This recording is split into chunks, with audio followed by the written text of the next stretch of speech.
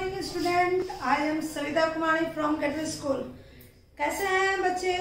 अच्छे होंगे। बिल्कुल घर में रहिए, सेफ रहिए और रिलैक्स रहिए। चलिए, आज क्लास 2 के बच्चों को मैं हिंदी व्याकरण में चैप्टर 2 पढ़ाने जा रही हूँ, जिसका टॉपिक है वर्ण और वर्णमाला। बोर्ड पे मैंने लिख दी है। चलिए, वर्ण और वर्णमाला। सबसे पहले वर्ण किसे कहते हैं? वर्ण पिछली कक्षा में भी मैंने पढ़ाया था कि वर्ण उस मूल ध्वनि को कहते हैं जिसके खंड या टुकड़े नहीं किए जा सकते।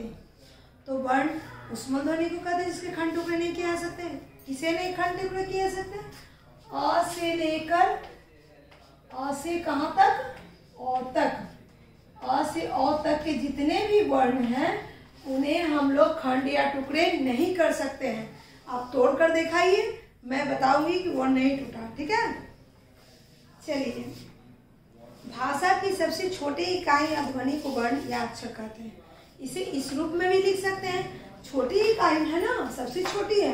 जब इसको नहीं तोड़ सकते तो सबसे छोटा होगा, तो इसको इस तरह से भी सेंटेंस में आप आंसर दे सकते हैं। लेकिन हम इजी सेंटेंस में मैं आपको बताऊं, वह मूल ध्वनि जिसके खंड या टुकड़े नहीं किए जा सकते उसे वर्ण कहते हैं। ये ऑलवेज याद रखिए, आपको हमेशा सेटिस्फाई देगा, क्योंकि हर बुक में अलग अलग डिफिनेशन होते हैं, लेकिन वो डिफिनेशन बनाया हुआ है एकदम बिल्कुल सही है, क्योंकि पूरी सेंटेंस का वो निचोड़ होता है कि जिसके खंड या टुकड़े नहीं किए जा सकते। हिंदी भाषा में 11 होते हैं।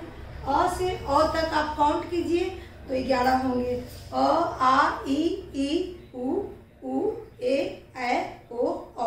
10 हुआ, और एक री, यानी अ से अ तक के बीच में डी भी आता है, जिसे हमें काउंट करते हैं, और टोटल वो कितना होते हैं? 11। ठीक है, उसके बाद आपको इसको याद भी करना होगा। अ से अ तक। वर्ण के बाद हम लोग पढ़ते हैं स्वर्ण वर्ण। तो स्वर्ण वर्ण इसी को कहते हैं, अ से अ तक को। उसके बाद मात्रा भी यहाँ पे दिया हुआ है।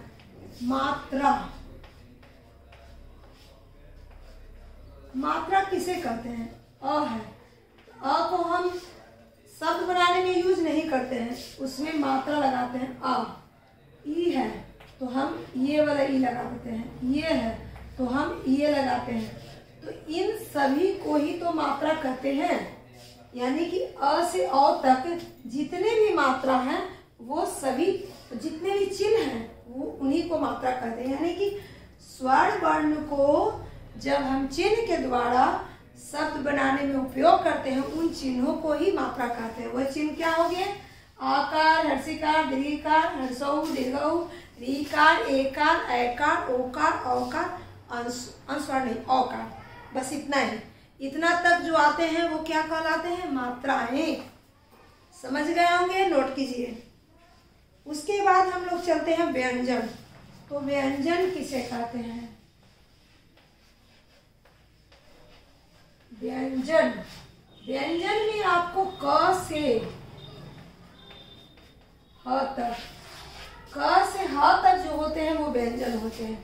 क से ह तक आप काउंट कर लीजिए, 33 आएगा। ठीक है, तो क से ह तक जितने भी अक्षर हैं, जितने भी वर्ण हैं, वो व्यंजन कहलाते हैं।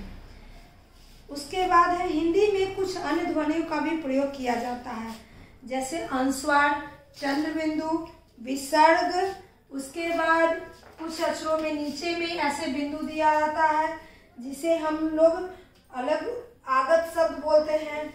ठीक है, कुछ में है ऊपर में अ की जगह पे ये दिया होता है, जैसे फ्रॉक, कॉल, चॉकलेट।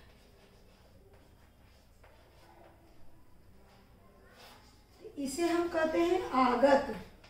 इसे हम लोग क्या कहते हैं? आगत शब्द। ठीक है, आगत में क्या क्या आते हैं? जो अ की मात्रा है, हम अ की मात्रा ऐसे देकर बोलते हैं, लेकिन यहाँ पर इसी अ का उच्चारण करते हैं, लेकिन देते हैं इस प्रकार।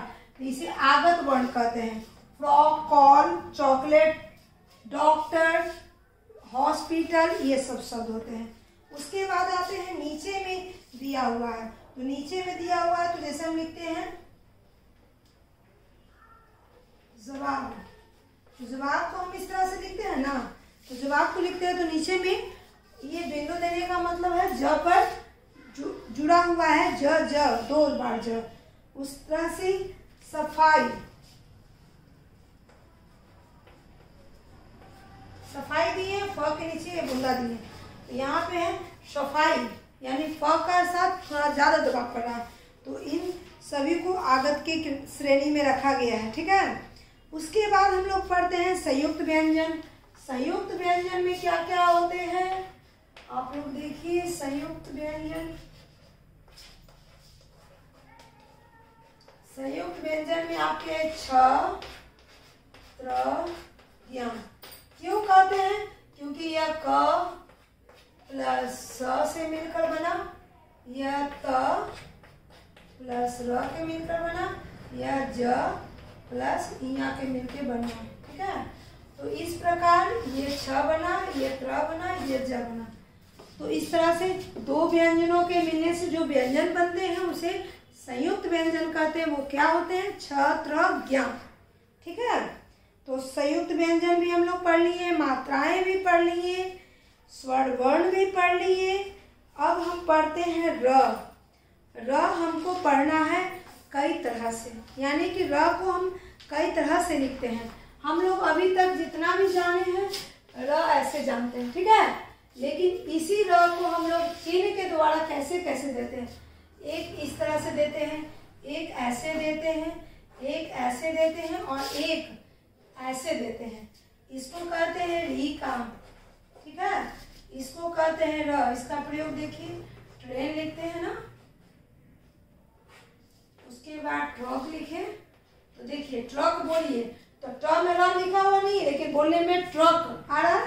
ट्रेन र लिखा हुआ नहीं है, लेकिन ट्रेन बोल रहे हैं। यहाँ पे है, आप कर्ज लिख सकते हैं, पर्दा लिख सकते हैं, ऊपर में जो र रेप पड़ा इसमें आप लिख सकते हैं प्रमाण और क्रम। बहुत सारा है जो नीचे में इस तरह से रेप जैसा देकर हम इसको र को व्यक्त करते हैं। देखिए प्रमाण, प्रमाण में र दिख रहा है, आपको नहीं दिख रहा, लेकिन मैं बोल रही हूँ प्रमाण। र नहीं है फिर भी लिख रहा है, ये जो रेप प में लगा हुआ है वही र है। कर्ज र ऊपर में है, ट्रेन र नीचे में है, री की मात्रा, री की मात्रा में देखिए कृष्ण,